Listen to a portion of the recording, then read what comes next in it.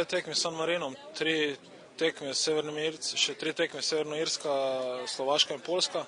Tudi ostale reprezentanci igrajo še vse med sabo.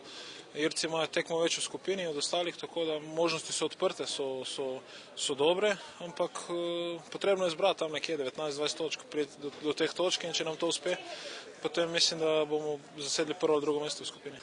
Kaj so Čehi v evropskem prostoru? Jaz mislim, da smo se zelo dobro zoperstavili, odigrali smo pač, koliko smo se zmenili disciplinirano, imeli svoje priložnosti, škoda, da jih nismo izkoristili.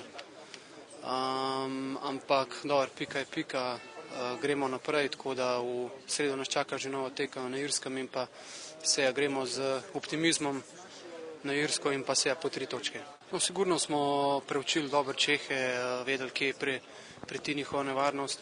Jaz mislim, da smo se držali tistega, kar nam je pač selektor naročil, dobro smo odigrali tako v obrambi.